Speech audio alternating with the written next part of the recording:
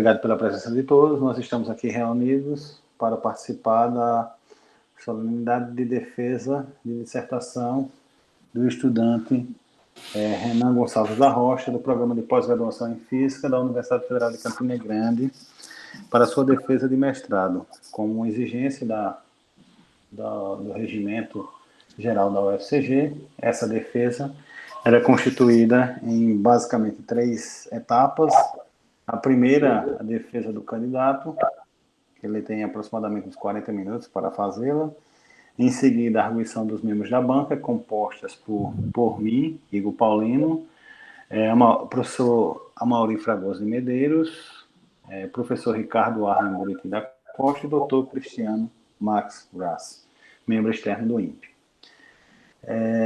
Após a arguição da banca, nós teremos uma breve reunião com os membros da banca e, em seguida, é anunciado o resultado da avaliação. Eu quero agradecer à banca por ter aceito o convite, né, para essa defesa, bem como também quero agradecer a todos que estão presentes, né, para a apresentação dessa defesa, ok?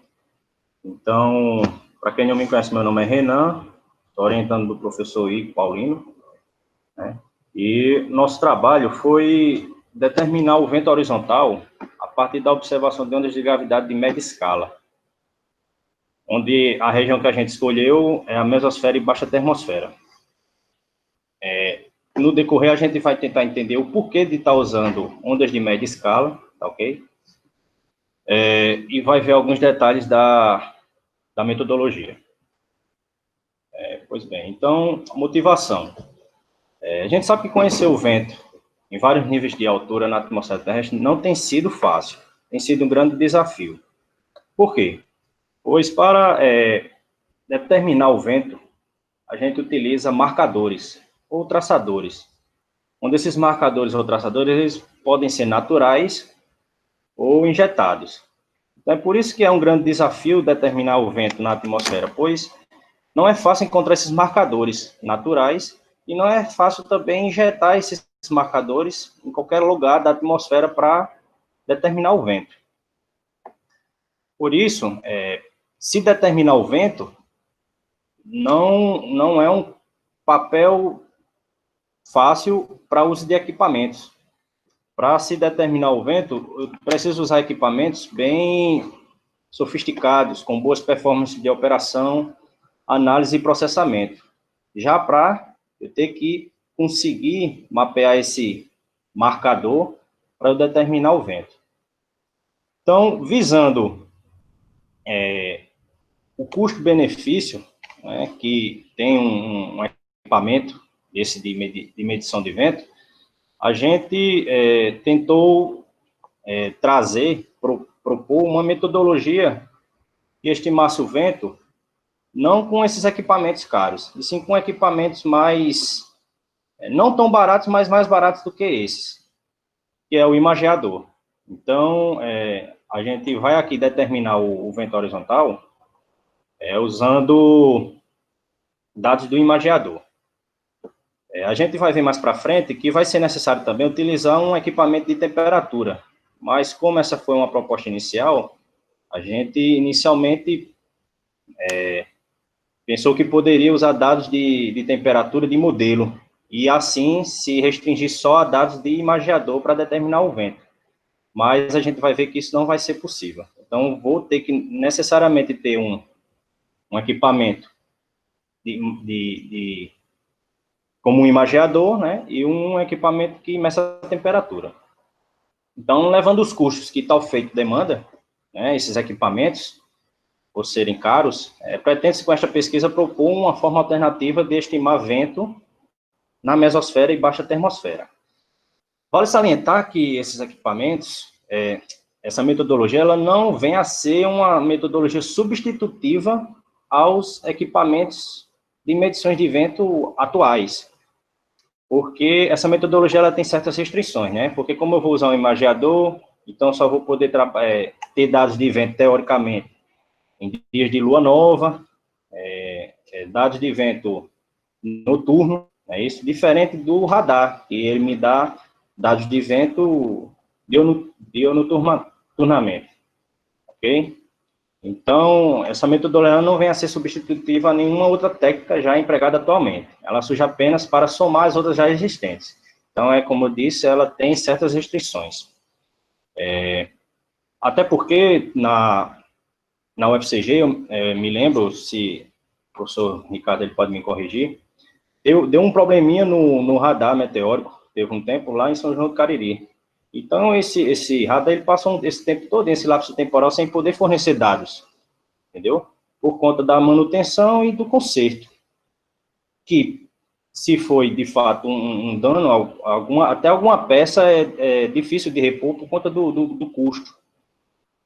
Então, com essa metodologia, poderia, não em todo esse lapso temporal, mas em algumas noites, determinar o vento. Porque lá em São João do Cariri eu tenho um imageador, né, então poderia, quem sabe, usar essa metodologia para determinar o vento em alguma noite. Então, é essa a motivação do trabalho da gente. Então, vamos para os objetivos. Então, o objetivo principal dessa pesquisa, então, é estabelecer uma metodologia para estimar o vento horizontal na mesosfera e baixa termosfera, a partir de observações de ondas de gravidade de média escala simultâneas. A gente também vai entender por que eu preciso de ondas simultâneas, em imagens de diferentes camadas de emissão da aeroluminescência, que é outro detalhe também que a gente vai tentar entender, do porquê que eu vou precisar determinar ondas que tenha que ser mais de uma e simultânea e em mais de uma camada de aeroluminescência. Então, nosso objetivo principal é esse, e para atingir esse objetivo, vou precisar de objetivos específicos. Então, inicialmente, eu preciso fazer o quê? Encontrar ondas de gravidade de média escala simultâneas em imagens de emissões distintas da aeroluminescência. Tá? Então, no mínimo, eu tenho que ter duas ondas que estejam correndo, estejam passando ali naquela camada ao mesmo tempo. Não só numa camada, como em outra. Então, verificar quais desses eventos apresentam simultaneidade com medidas do radar de laser de São José dos Campos e radar meteórico de Cachoeira Paulista. Por quê? Eu vou precisar de medidas do radar de laser de São José dos Campos, que é um equipamento que mede temperatura, porque ele vai nos permitir a determinar alguns parâmetros que são utilizados nessa metodologia, tá? E a gente vai ver que, no final, que esses dados de temperatura, eles são muito importantes.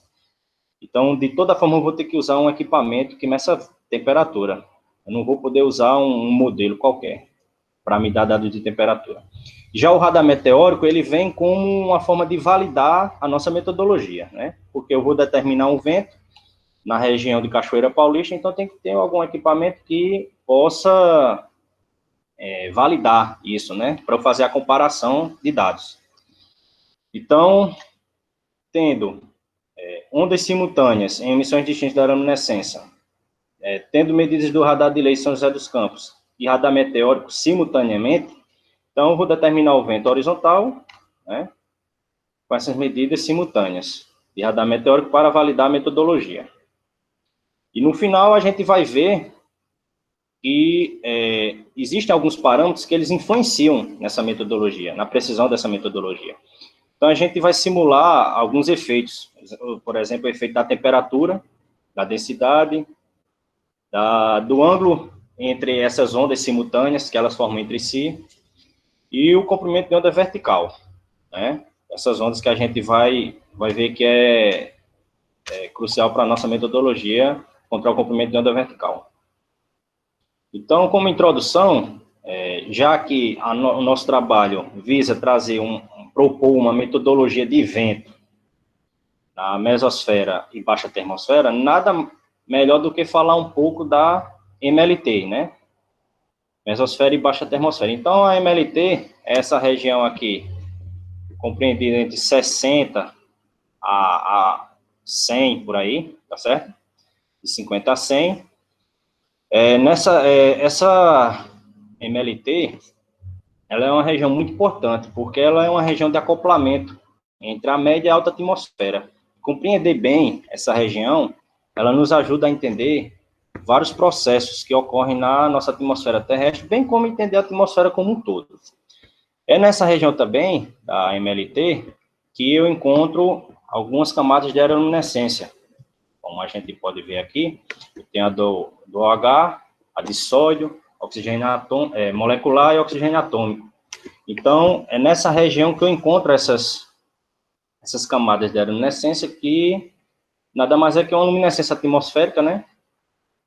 Proveniente de excitação dos átomos e depois o retorno para a sua estabilidade natural.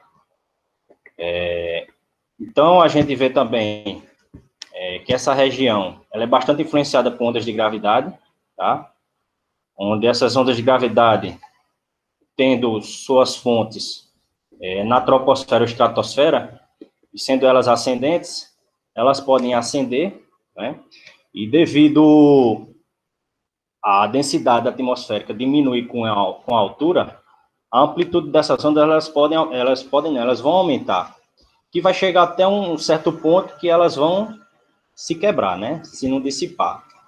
Então, com isso, a maior parte de dissipação dessas ondas se encontra aqui nessa região, onde essa quebra ela libera muita energia em momento. Então, ou seja, essas ondas de gravidade, elas influenciam significativamente nessa região aqui, da mesosfera e baixa termosfera, tá certo? Então, é por isso que a gente está fazendo essa correlação de ondas de gravidade com camadas de aeroluminescência, para a gente tentar determinar o vento nessa região aqui, da MLT. Então, para se medir vento, né, principalmente nessa região, existem vários equipamentos. Então, a gente pode citar aqui alguns exemplos, tá? Todos esses equipamentos usam algum tipo de marcador, traçador, para determinar o vento, né? Então, a gente tem aqui os foguetes, que eles usam traçadores injetados, por exemplo. Eu posso pegar aí alguns elementos químicos. Então, o foguete pega, libera esses elementos nessa região aqui. Se forem elementos que cintilam, com a medida que o vento passa, vai arrastar essa luminescência desse átomo que foi colocado nessa região, e com isso eu consigo, através de derivada temporal do deslocamento horizontal, dessa cintilação desse átomo, eu consigo determinar o vento, né? Então, a determinação do vento através de foguetes, ela se dá dessa forma, através de marcadores injetados. O foguete injeta algum tipo de marcador, tá? E a gente, a partir dessa evolução desse marcador, desse deslocamento desse marcador, a gente consegue estimar o vento. Eu também tenho radares de média frequência, de reflexão parcial, e costumam utilizar como marcador a componente ionizada da atmosfera, ou seja, elétrons mesosféricos. Eu tenho radares MST, né, de troposfera, estratosfera e mesosfera, e tenho um tipo desse radar MST que é o MU, né, que é o média e alta atmosfera. Então, o mesmo mecanismo que é utilizado para o radar MST, de marcador, esse de média e alta atmosfera, ele também utiliza o mesmo marcador, certo? E já isso aqui, ele vai utilizar como marcador as irregularidades no índice de refração da atmosfera, e vai gerar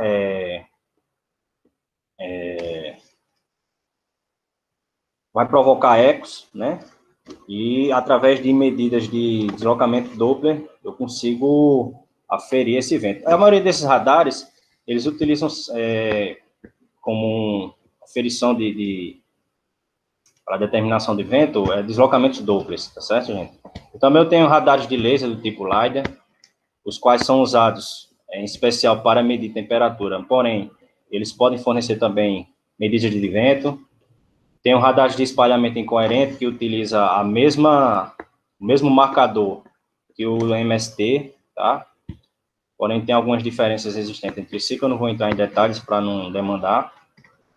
Temos radares de meteoros, que é um equipamento que a gente está utilizando na nossa instrumentação para validar nossa metodologia.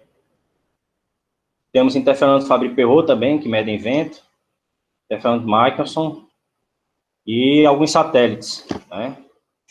Tipo o Time, e utiliza um instrumento a bordo dele, que é o TIDE, tá?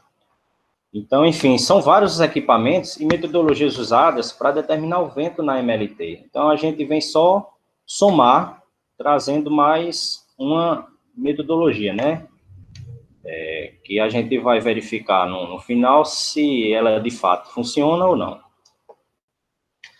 Então, como instrumentação, a gente utilizou o imageador, né, de Cachoeira Paulista. A gente utilizou o LiDAR de São José dos Campos e utilizou o radar meteórico também de Cachoeira Paulista. Teria sido interessante se a gente tivesse utilizado um equipamento de temperatura também de Cachoeira Paulista, porém, não tínhamos. Porém, São José dos Campos não é muito distante de Cachoeira Paulista. Então, os dados de temperatura de São José dos Campos, eles praticamente os mesmos para a região de Cachoeira Paulista, ok, gente? Vocês podem ver até aqui nessa região aqui da latitude e longitude. E não há muita discrepância. Então, como é que funciona o imageador de luminescência? Então, vem a luz proveniente da luminescência, né? Do airglow. Esses raios de luz passam por essa lente olho de peixe, tá?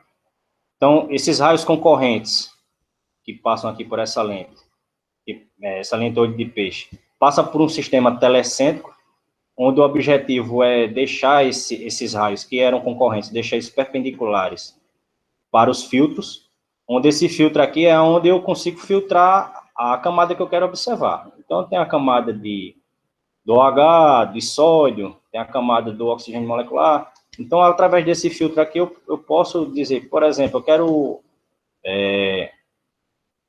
observar a camada de hidroxílio, então eu vou lá e altero esse filtro. Eu quero observar a camada do oxigênio molecular, então eu vou lá e altero esse filtro. Então, a ideia desse filtro é isso, é observar uma camada específica. Então, esses raios que eram antes concorrentes passam aqui por esse filtro, né, de forma perpendicular, e após passar por esse filtro, eu venho com a formação da imagem, tá? Onde esses fótons, tá, eles passam aqui pela câmera CCD, que faz a conversão, né, desses fótons em elétrons. E assim eu posso pegar a minha onda de gravidade e vê-la digitalmente, como a gente pode observar aqui no computador. Então, tenho aqui o LiDAR, né? Ele nada mais é que um pulso de energia correspondente à ressonância do sódio, né? Então, tem um pulso de energia correspondente à ressonância do sódio, ele é emitido para a atmosfera, tá? Antes dele ser emitido, parte desse pulso é mandado para um analisador, onde esse analisador ele vai disparar o processo de aquisição de dados, né? Então, enquanto parte desse pulso vai para esse analisador, parte vai para a atmosfera, que interage lá e é espalhada e depois é retornada. E depois eu consigo fazer a avaliação do quanto alargou, de quanto teve um alargamento Doppler do pulso espalhado com o pulso que estava no analisador, né? E, por fim, eu tenho um radar meteórico, que eu tenho uma antena que emite radiação em alta frequência, ou muito alta frequência, né? Então, eu tenho meteoros que constantemente estão entrando na nossa atmosfera terrestre. Então, quando eles entram, eles formam processo de ablação, né? E assim eles conseguem formar uma trilha ionizada, ou seja, formando traçando onde passou. Ao passar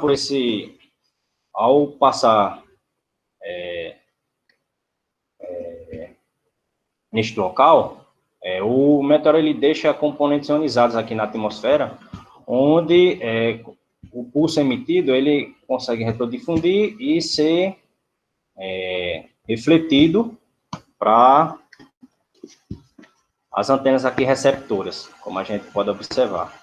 E assim, através do deslocamento Doppler, eu consigo determinar o vento, né? Porque à medida que esses componentes ionizados, à medida que o vento passa, ele vai levando esses componentes ionizados, né? Provenientes da ablação desse meteoro na atmosfera. E assim eu consigo determinar o vento. Pois bem, então, através desses equipamentos, né, a gente tem uma tabela de dados de 2007 e 2008, onde esses dados foram fornecidos pela doutora Vânia Andrioli, onde eu consegui fazer uma adaptação e fazer essa tabela. Ela não consta na dissertação, mas eu achei curioso trazer. Se for por orientação de vocês, eu posso colocar. Então, a gente consegue ver aqui, ó, que para esses dias aqui é que eu tenho simultaneidade de imageador, LiDAR e radar. Quem vai me dizer mesmo o tempo de simultaneidade é o LiDAR. Por quê? Porque eu tenho um radar que funciona o dia todo. O imageador, ele vai funcionar, vai ter, né, dados em dias de lua nova, né, e durante a noite. Porém, eu tenho um LiDAR aqui que também tem certas particularidades. Então, a gente fazendo aqui uma interseção de horários, né? Então, a gente consegue ver qual o exato momento em que tem medidas de imageador, de LiDAR e de radar. Ou seja, de imagem de luminescência, de temperatura e de vento. Então, são esses dias aqui, tá certo? 2007 e 2008. Por isso que nosso campo de estudo foi em cima desses dias. Porém, analisando esses dias, os únicos que foram interessantes para a gente foram o dia 14 de setembro de 2007 e o dia 10 de outubro de 2007. Por quê? Pois muitos desses dias existia onda, mas não existia ondas simultâneas, ok? E outra coisa, muitos desses dias poderia até existir ondas simultâneas, mas estava existindo só em uma camada. Quando ia para outra camada, eu não conseguiria, não estava conseguindo ver esses padrões de onda. Ou seja, estava vendo padrões de onda em uma camada e em outras não, né? Então, foi por isso que a gente teve esse criterioso, essa criteriosa seleção, né? Então, foi observado todos os dias. Tem dias que tinha ondas de gravidade, mas às vezes tinha em uma camada e não tinha na outra. Às vezes tinha dia que só tinha uma onda de gravidade naquele tempo, onde tinha simultaneidade de equipamentos, em outra já não tinha, né? Então, avançando aqui, então os dias importantes foram o ano de setembro, o ano de 2007, 14 de setembro e 10 de outubro. Então, com isso a gente vai mostrar aqui a nossa metodologia, né? Então, como é uma metodologia de determinação do vento horizontal através de ondas de gravidade, a gente traz a relação que mostra essa interação, vento-onda, que é essa daqui, onde eu tenho a frequência intrínseca da onda, a frequência observada, e a relação do número de onda horizontal da minha onda com o vento. Então, eu conseguindo ter medidas de frequência intrínseca, frequência observada e número de onda horizontal, eu consigo determinar o meu vento, tá? Só que, claro, esse vento aqui, ele está na direção de propagação da onda. Para a gente ter ventos zonal e meridional, a gente vai ter que resolver um sistemazinho, que vocês vão entender mais para frente.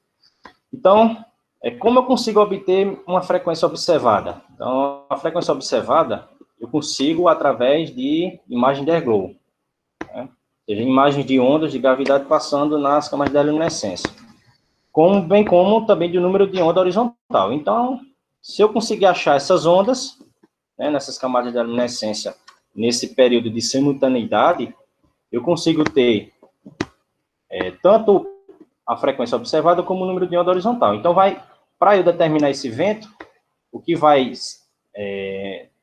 me dizer se eu consigo ou não é a frequência intrínseca. Essa frequência intrínseca a gente pode utilizar, encontrá-la através da relação de dispersão, tá? Onde aqui eu tenho mais uma vez o número de onda horizontal, que é através de imagens, ok? Eu tenho aqui a frequência de Brunt-Vassala, que eu vou utilizar dados de temperatura, por isso que eu preciso de um equipamento de temperatura. Aqui eu tenho escala de altura, a qual ela depende da densidade, porém essa densidade eu posso encontrá-la através de dados de temperatura.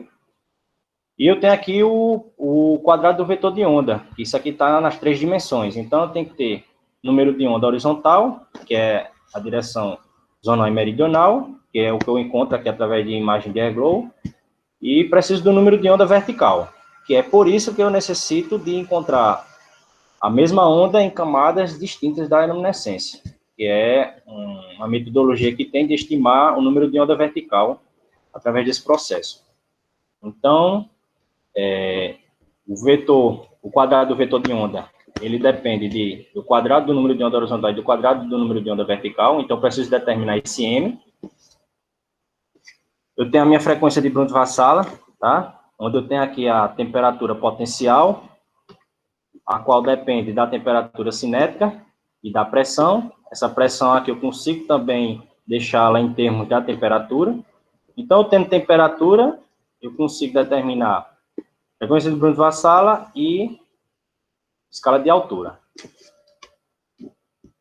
Porque, pois eu consigo, através da lei dos gases, deixar essa densidade atmosférica em função de T, né? Ou vice-versa. Então, como eu faço para encontrar M? Então, M, ele pode ser determinado através de imagens de uma mesma onda de gravidade em camadas distintas da aeroluminescência. Então, eu tendo imagens de uma mesma onda em camadas distintas da aeroluminescência, eu consigo, através da diferença de fase, estimar o comprimento de onda vertical e, consequentemente, determinar o número de onda vertical. A frequência de Brunt-Vassala, ela depende da temperatura potencial, que esta, por sua vez, depende da temperatura cinética e das pressões. Então, como é que eu consigo determinar minha frequência de Brunt-Vassala?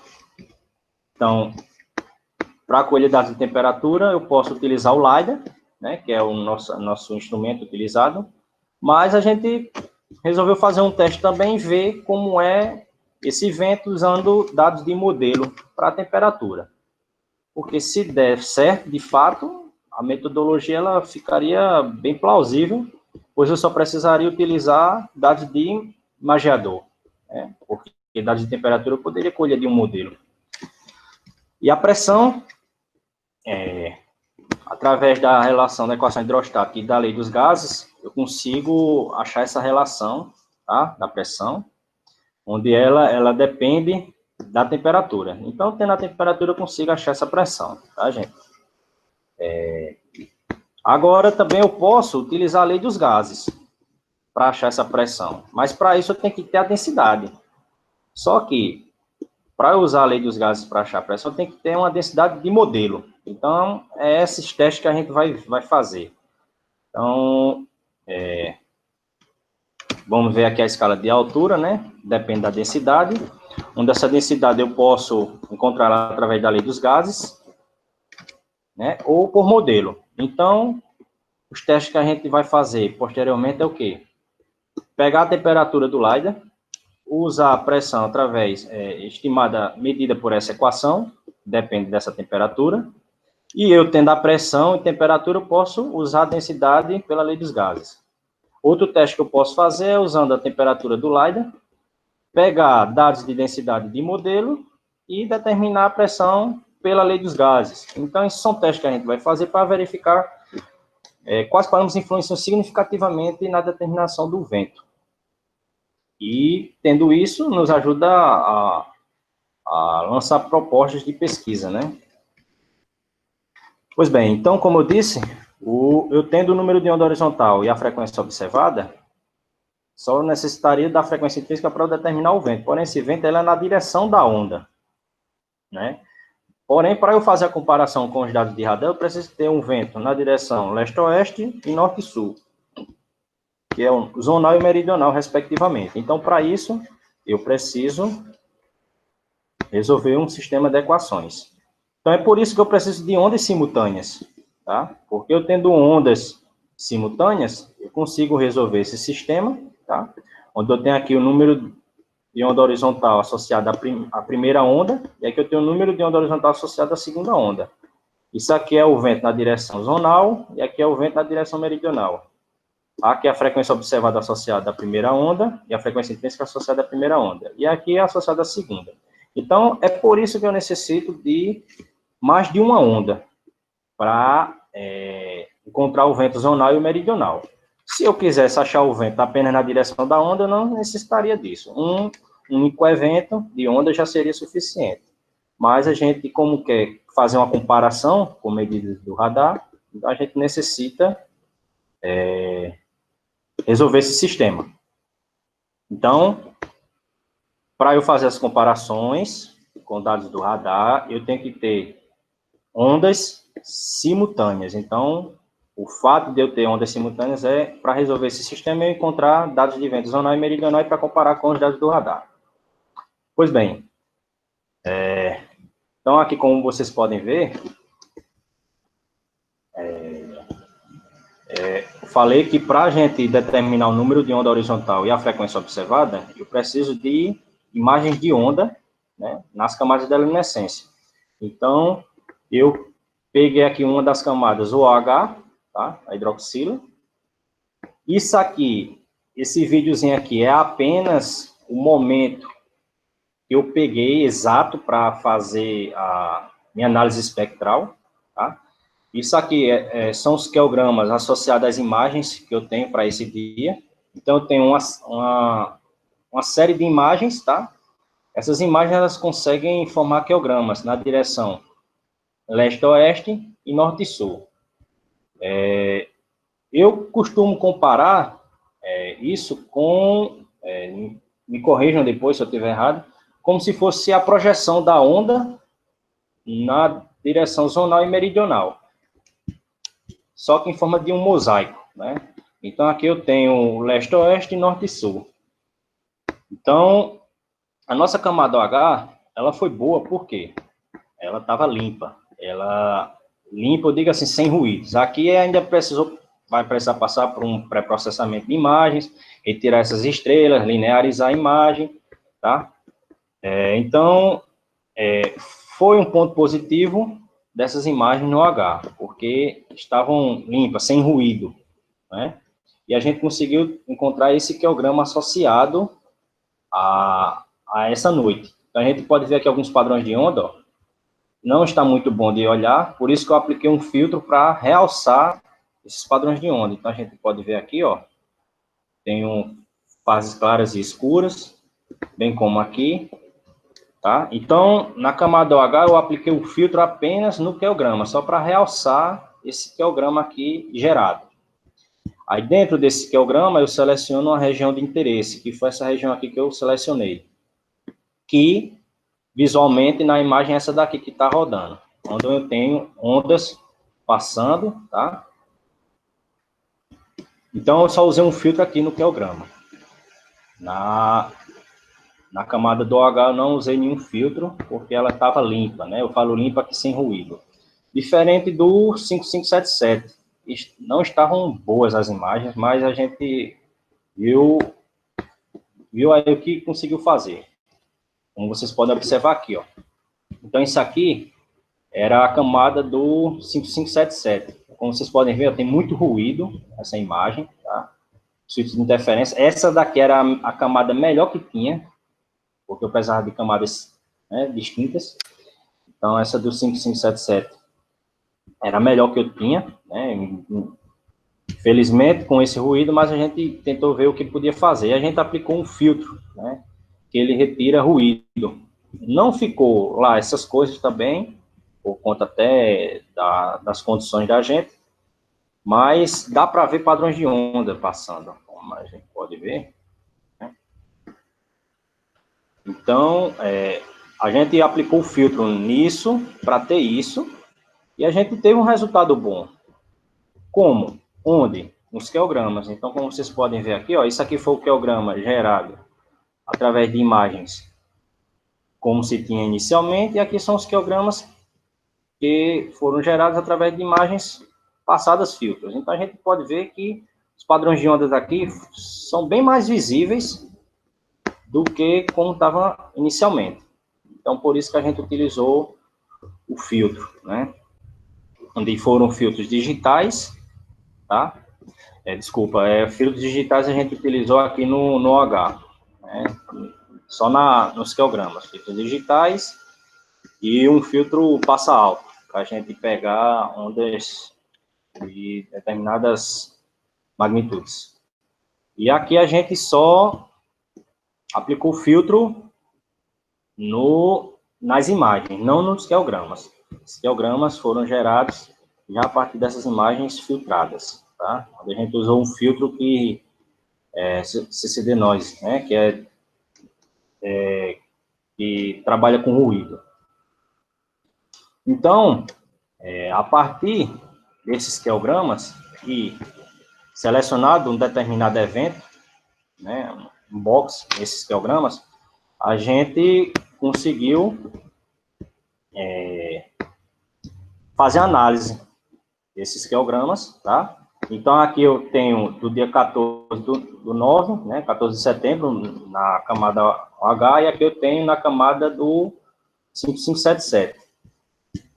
A gente, observando, vou mostrar mais para frente uma tabela, a gente vai verificar que essas ondas, a gente supõe que elas são as mesmas ondas, tá? Devido aos comprimentos de onda serem próximos, ó, o período também, tá certo? Como a gente pode ver aqui.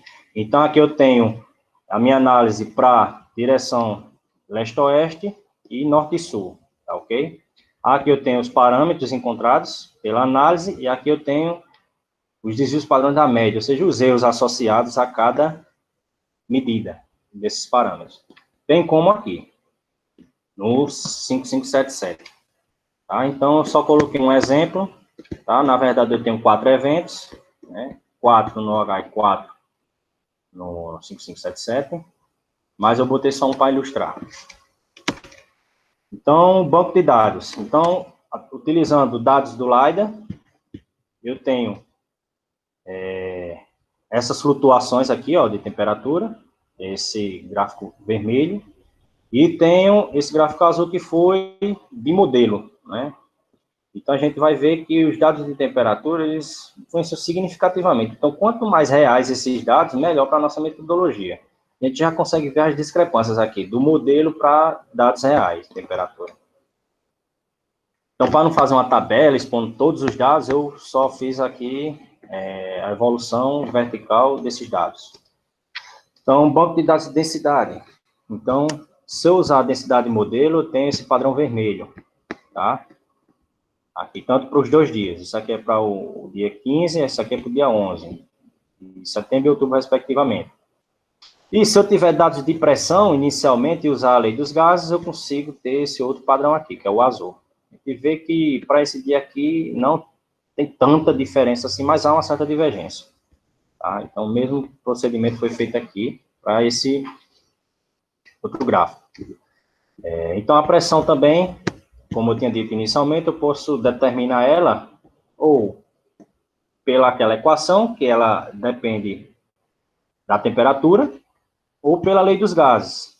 Para eu ter ou a densidade ou a pressão pela lei dos gases, eu tenho que ter antes um ou outro. Então, para eu determinar aqui a pressão pela lei dos gases, eu tive que usar a densidade de modelo, tá? Então, como a gente pode ver aqui.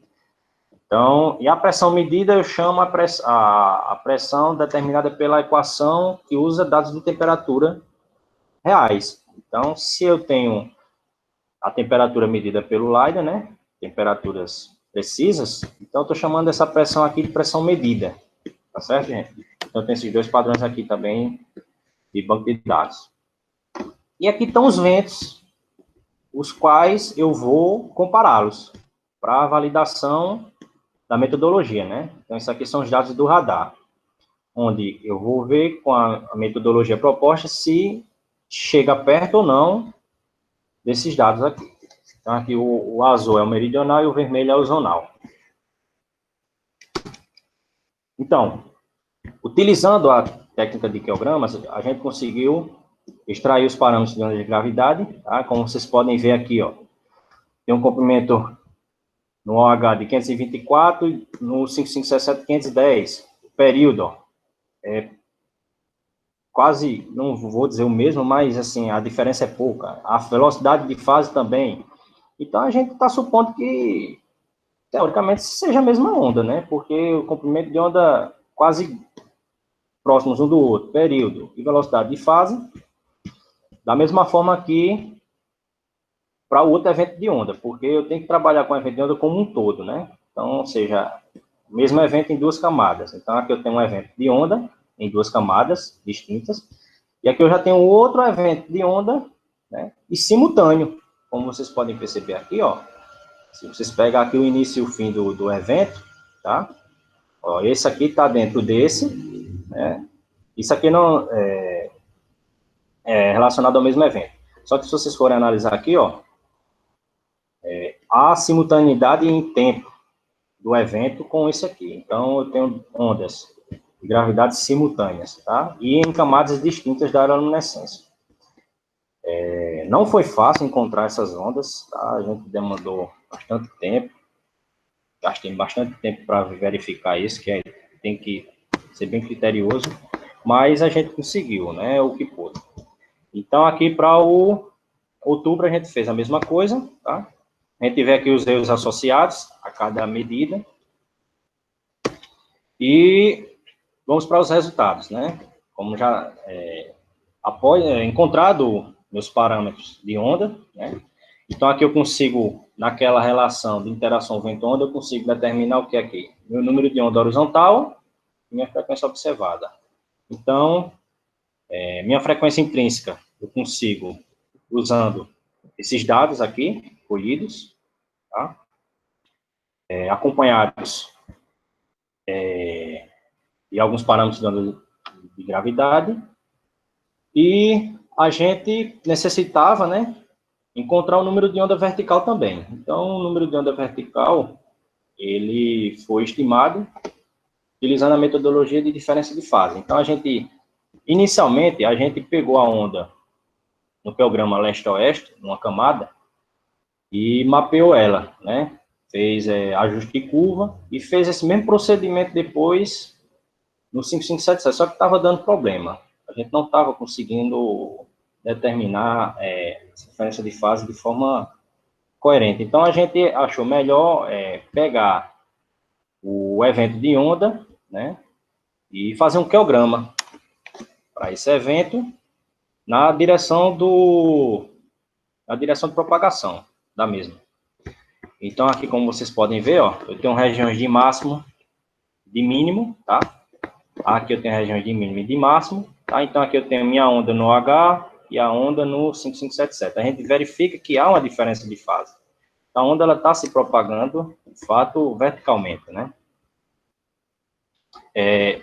Então, a gente conseguiu calcular essa diferença de fase, tá?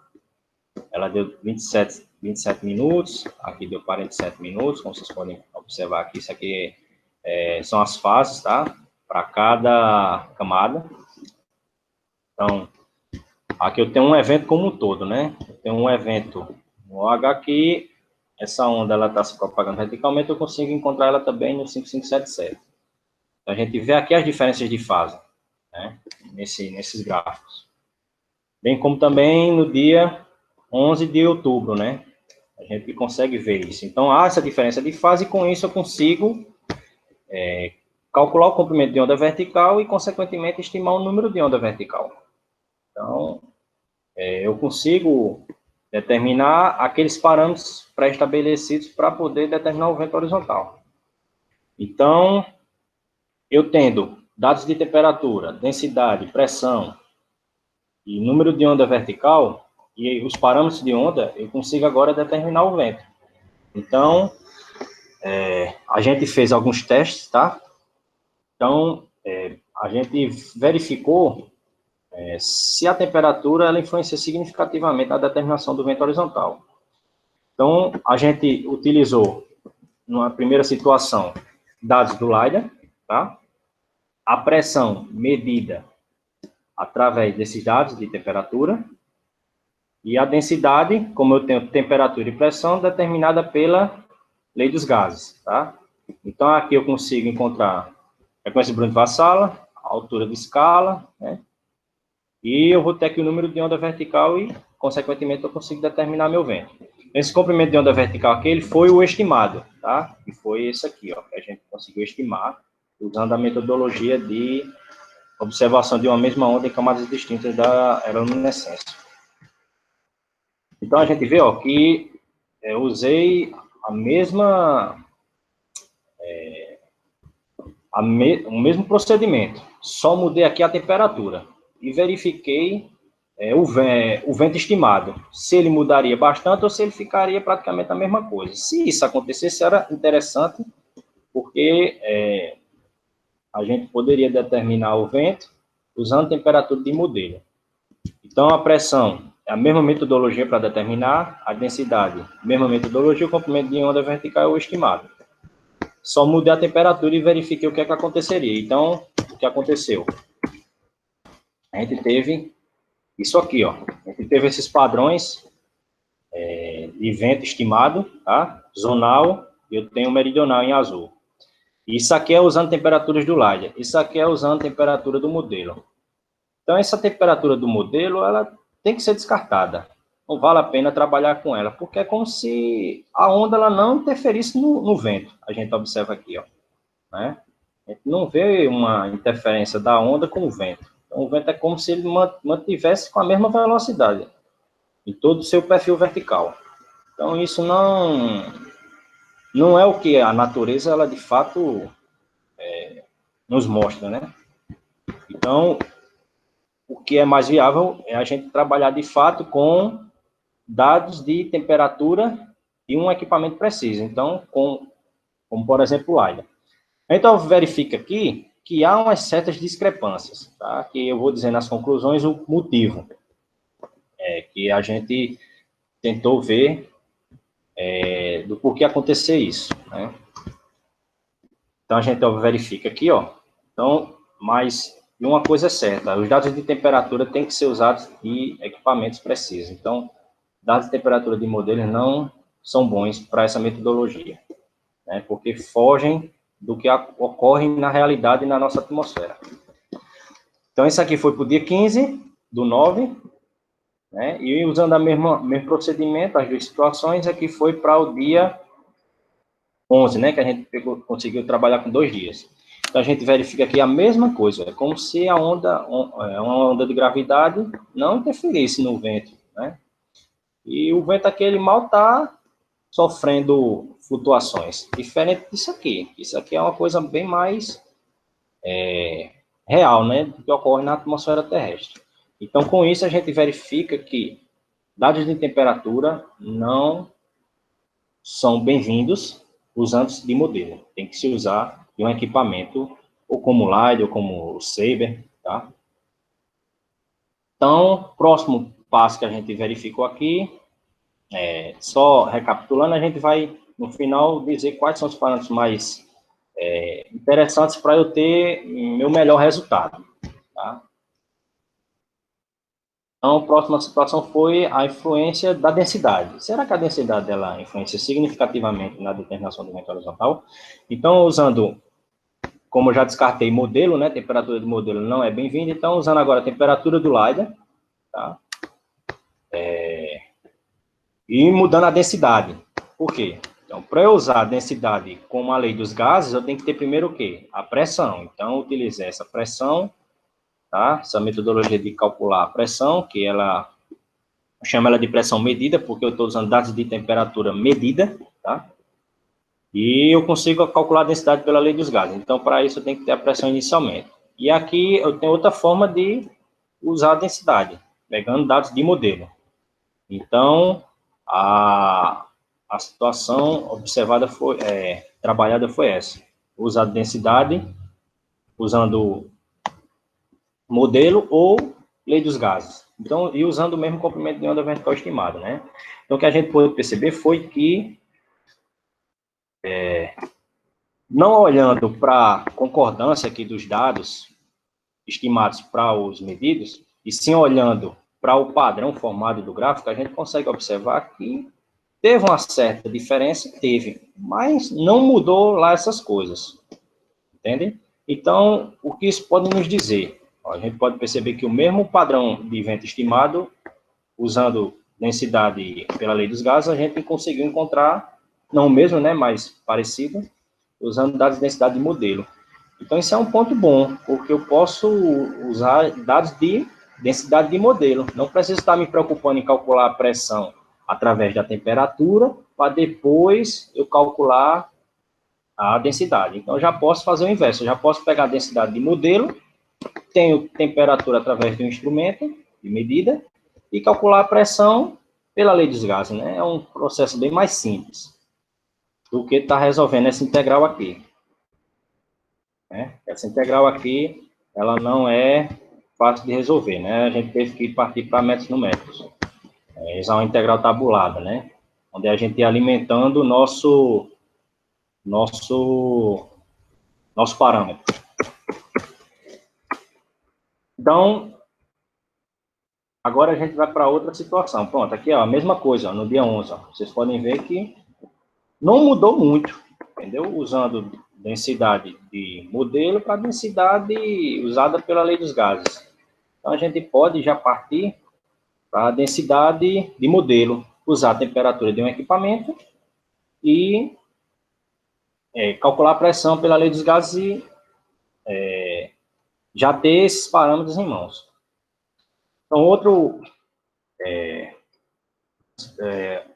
outra coisa que a gente achou interessante trabalhar foi a direção de propagação das ondas. Então, como eu tenho ondas simultâneas, essas ondas formam entre si uma angulação, né? Ou seja, uma se propaga para norte e sul, por exemplo, outra se propaga para leste e oeste. Então, eu vou ter aí uma onda em quadratura, né, em 90 graus. Será que isso influencia na determinação do vento horizontal? Então, isso nos veio na cabeça fazer por quê? Pois quando eu estava encontrando ondas, né, com períodos semelhantes e comprimentos de ondas semelhantes, para eu justificar que é a mesma onda, né? É por isso que a gente trabalha com ondas de média escala, porque ondas de pequena escala, elas possuem velocidade de fase maiores, e isso elas são mais sensíveis ao vento. Então, se eu fosse olhar uma onda, por exemplo, de pequena escala, uma camada, e fosse olhar, tentar ver ela, a mesma onda em outra camada, talvez não. Isso seria bastante difícil, porque o vento ele já poderia influenciar nessa onda, entendeu? E eu não ter certeza se é a mesma onda que eu estou encontrando em camadas distintas. Então, é por isso que a gente trabalhou com ondas de média escala, porque elas são menos sensíveis ao vento. Então, para ela mudar o seu período, o comprimento de onda de uma camada para outra, não é tão fácil também. Então, é por isso que a gente utiliza ondas de média escala. Se fosse de pequena escala, por exemplo, esse período de 62 aqui, talvez eu não encontrasse o mesmo período, né? Aí, como é que eu vou justificar que é a mesma onda? Então, eu fazendo essa análise, né, de ondas simultâneas, eu encontrei essas ondas. A gente vê que elas têm comprimento de onda diferente. O período não é o mesmo, mas é um pouco diferente. Velocidades de fase diferentes. Porém, quando a gente foi resolver o sistema, né, deu um probleminha. Não estávamos conseguindo achar dados, assim, interessantes. E isso intrigou. Então, a única coisa que a gente percebeu poderia ser o ângulo formado entre elas. Então, a gente tem aqui, ó, 116, 105. Então, como isso aqui é uma mesma onda, eu tiro uma média disso aqui, então eu vou ter aqui, né, um azimuth aí por volta de 111 por aí, né? Aqui, se eu for fazer a média também, eu vou ter um azimuth praticamente o mesmo, né? Não o mesmo, mas próximo. Então, essas ondas elas estão quase paralelas. Quando eu fui resolver o sistema com essas ondas aqui, deu um problema grande para esse dia. Então, eu descartei e fui atrás de outras ondas, que são as ondas que a gente está trabalhando inicialmente. Então, com isso, a gente teve uma ideia. Quais são os efeitos de encontrar ondas paralelas ou em quadraturas? Então, tem essas duas situações aqui. Quando a gente tem ondas exatamente paralelas, a gente tem esse vento aqui, ó, onde o estimado é igual ao meridional, tá?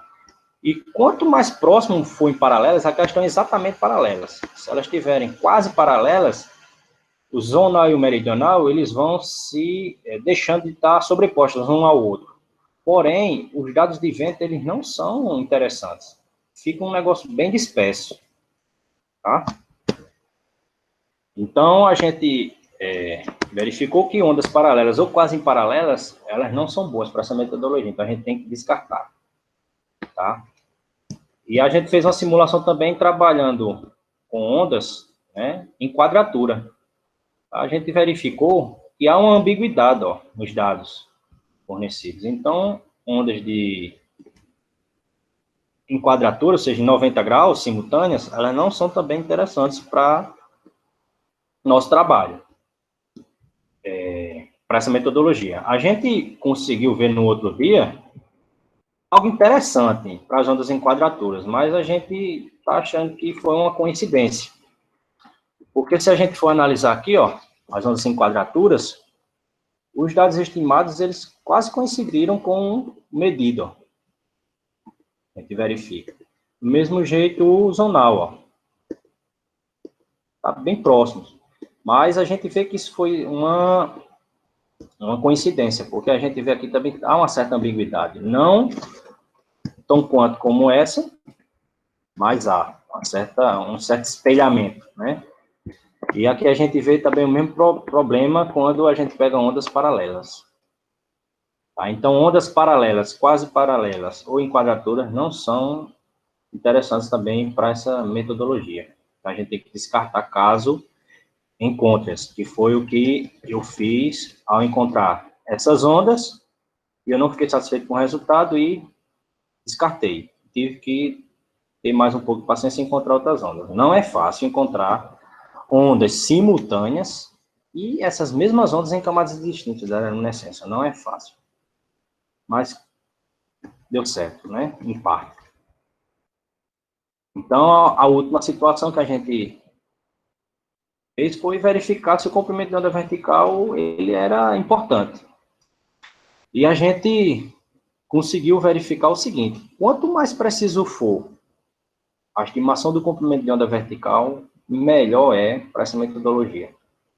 Porque a gente utilizou dados de temperatura do light, a pressão medida pela equação, né, por essa equação, e a densidade, já que eu tenho temperatura e pressão pela lei dos gases. Eu fiz uma avaliação. Então, eu tenho aqui o comprimento de onda vertical estimado, que foi o que a gente estimou, né, através da diferença de fase, e a gente pegou um comprimento de onda vertical medido. O que seria esse comprimento de onda vertical medido?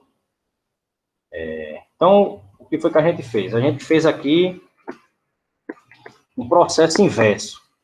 Se eu preciso ter o comprimento de onda vertical para determinar o vento, por que a gente não analisar de forma diferente? Ou seja, já que eu tenho o vento, quais são os comprimentos de onda vertical que eu teria que ter para eu achar o vento naquele valor, né? naquela velocidade? Então, a gente fez um processo inverso. Então, usando a relação de dispersão, né, a gente aqui utilizou a frequência intrínseca, utilizada por essa relação aqui, onde o vento zonal e meridional foram dados do radar, para 87 e 96 quilômetros, tá? E são exatamente onde eu encontro minhas ondas de gravidade, né, em média, né, são nessas alturas, onde eu tenho um pico de emissão da camada, 87 e 96. Então, aqui eu tenho um comprimento de onda vertical, que é como eu vou determinar, ou seja, eu fiz um processo inverso, ou seja, eu tendo dados do radar, quais seriam os comprimentos de onda vertical que eu deveria ter para eu ter uma congruência, uma exatidão nos meus dados de vento estimado. E a gente achou esses dados aqui, ó, tá? Então, como eu estava trabalhando com dados de vento para altitudes específicas, então eu tive que ter vários comprimentos de onda específicos, tá?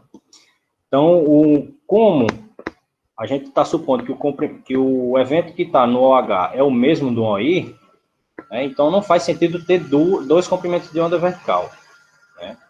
Então, o que acontece? A gente tirou uma média. Então, tirando uma média desses dois comprimentos aqui, eu tenho o comprimento de onda vertical associado ao evento como um todo, tá? Que eu estou chamando de comprimento de onda vertical medido. Da mesma forma, aqui, aqui e aqui. A gente observa que, teoricamente, né, se eu estou supondo que é o mesmo evento, era para ter os mesmos comprimentos de onda vertical. Mas isso não está acontecendo aqui nesse dia, né? Porém, quando vem para esse dia aqui, já tem alguma coisa parecida perto, né? Aqui do mesmo jeito. Então, a gente tirou a média, né, desses comprimentos, a gente pode verificar aqui, ó. Isso aqui foi o estimado, utilizando a metodologia de diferença de fase, e esse aqui foi o medido, tá? Que é a média dos comprimentos de ondas verticais encontrados para cada oscilação em sua camada. Então, a gente vê, ó, que os mais que se aproximam é esse de outubro, né? Assim, um estimado com medida. Dá uma discrepância mais, que pode chegar mais próximo. Então, a gente fez essa análise. O que foi que aconteceu?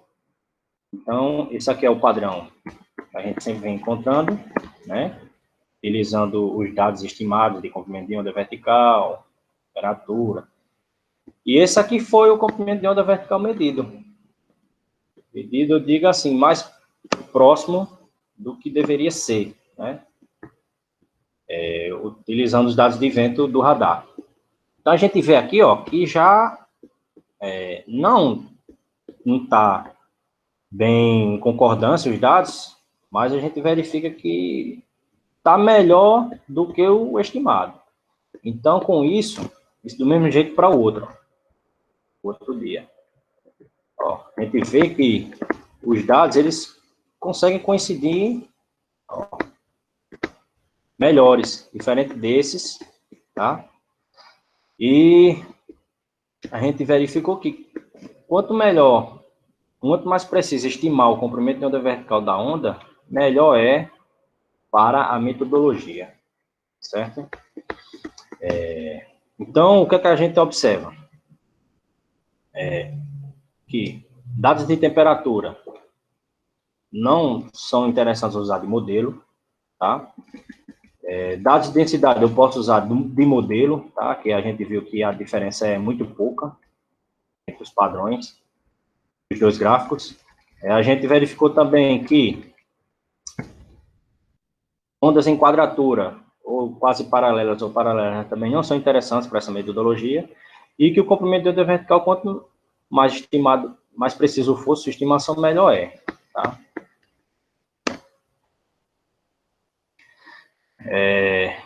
Aqui é um teste de autoconsistência que a gente realizou para saber se nosso sistema foi resolvido de maneira correta. Então, aqui são os dados medidos, ou seja, fornecidos pelo radar, tá? E eu fiz a resolução do sistema usando esses comprimentos de onda vertical aqui encontrados, né? Ou seja, utilizando dados de vento, quais seriam os comprimentos de ondas verticais de fato para eu encontrar esses dados de vento. Então, pegando como exemplo aqui, eu usei o comprimento de onda vertical como sendo 21.3, né? Para resolver meu sistema. E eu consegui achar após resolver o sistema, ele conseguiu achar, ó, em 87, os mesmos valores, ó. Claro, faz sentido. Caso se isso fosse divergente, é porque estaria errado nossa resolução do sistema. O método que a gente está utilizando para resolver o sistema. Mas não, porque se a gente está partindo do vento para encontrar o comprimento de onda vertical, então, se eu sair do comprimento de onda vertical encontrado, eu tenho que achar o mesmo vento. Então, foi isso que a gente encontrou. Se a resolução, se nosso sistema linear utilizado tivesse com problemas na resolução, isso ia dar divergente. Então, a gente verifica que o problema, em algumas divergências, não está na resolução do sistema linear, vai estar em outros parâmetros. Já em 96, ó, eu já utilizei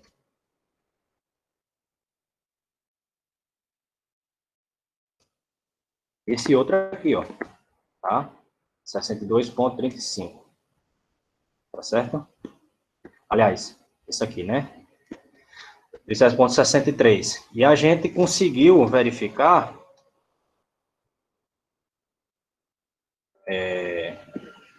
a mesma congruência aqui, ó. Tá? Ou seja, da mesma forma a gente fez aqui para o dia 10.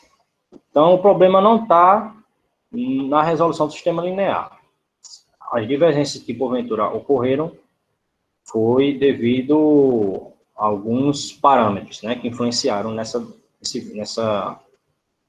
determinação do vento. Então, com isso, a gente conclui que os fatores que influenciaram na precisão da metodologia foram quais? Primeiro, se está comparando uma medida de vento local a uma medida de vento médio. Eu me lembro até que o doutor Fábio Egito aí, quando eu apresentei essa metodologia na UFCG, ele mandou tomar cuidado com isso, e que talvez a nossa metodologia ela não coincidisse, porque estaria comparando uma medida de vento local a uma medida de vento médio. Então, isso pode ter acontecido de fato, né? Porque os dados de temperatura do LiDAR, ele me dá temperaturas locais. E aqui eu estou comparando com a medida de vento médio, que é do radar meteórico. Então, se não houve essa precisão de fato, pode ter sido isso um fator. Outra coisa interessante foi as imagens do 5577 que não estavam boas, né? Por não estarem boas, elas podem ter sido, sim, um fator importante também na divergência desse resultado. E se a gente voltar aqui, a gente consegue verificar essas imagens. Elas não estavam boas, ó, o 5577. E isso, quando eu vou estimar, calcular os parâmetros de ondas de gravidade, utilizando uma das técnicas de análise espectral, isso vai me dar erros significativos. Se essa camada apresentasse como essa daqui limpa, teria, ao meu ver, teria sido melhor nossos resultados.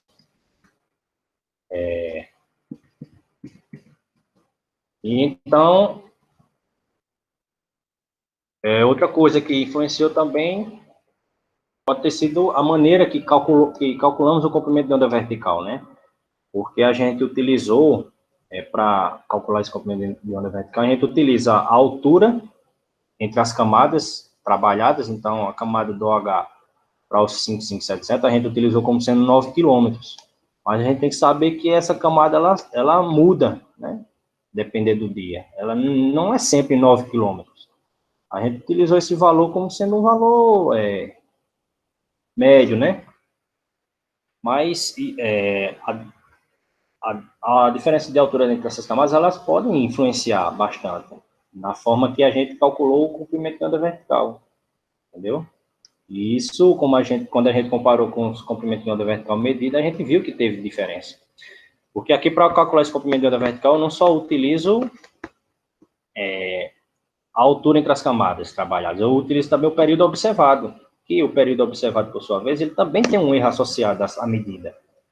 No programa, quando a gente utiliza o programa de análise espectral por quilogramas, né? Tem um erro associado. Então, isso pode também gerar outro erro no comprimento de onda vertical. E outra coisa são os erros associados ao cálculo dos parâmetros das ondas de gravidade. Como a gente observou nas tabelas, cada parâmetro medido, ele tinha um erro associado, né? Então, isso pode ter influenciado também para que eu não tivesse a minha precisão da metodologia, né? Se eu tenho erros já na determinação de um parâmetro, e vou aplicando esse parâmetro em processos, isso só vai me gerar, novamente, mais erros, entendem? Então, isso também pode ter sido um ponto que influenciou nos nossos resultados. Mas, contudo, a gente verificou que alguns parâmetros são importantes nessa metodologia. Quais são? Temperatura, eu não posso utilizar dados de modelo, tem que usar dados de equipamentos. A densidade, eu posso utilizar dados de modelo, né? Isso já me facilita bastante, me ajuda bastante nessa metodologia, que aí eu só ia me preocupar mais com o número de onda vertical, a precisão dele. As ondas simultâneas encontradas não podem ser paralelas ou quase paralelas, nem tampouco em quadratura. E o comprimento de onda vertical deve ser estimado o mais precisamente possível, que foi, esses 4 pontos aqui foi o que a gente viu nas situações que a gente lançou, né? E, por fim, eu encerro a minha apresentação, quero agradecer a presença de todos, e eu estou aberto aí para perguntas, correções, sugestões, enfim, agradeço a presença de todos. De volta aqui à sala, depois da reunião, a comissão examinadora se reuniu e decidiu aprovar por unanimidade a dissertação de mestrado de Renato. Renato, meus parabéns. Tá? Foi recomendado que você fizesse as correções na banca. Tá? Então, os membros vão passar as sugestões para você. Você tem 30 dias para fazer essa implementação a partir de hoje e entregar a versão final na biblioteca. Tá? Parabéns. Tá? Também gostaria de aproveitar aqui agradecer a presença. Renan, feche teu documento e manda todo mundo abrir e tem uma foto para você, rapaz, guardar. Oi? Fecha teu documento e pede a todo mundo para abrir a janelinha para você fazer a foto. Encerra a sua apresentação. Bom, Renan. Parabéns aí. E agora estamos esperando você aqui. Vocês abram os microfones todo mundo e a gente faça uma salva de palmas aqui para a Renan. Tá certo.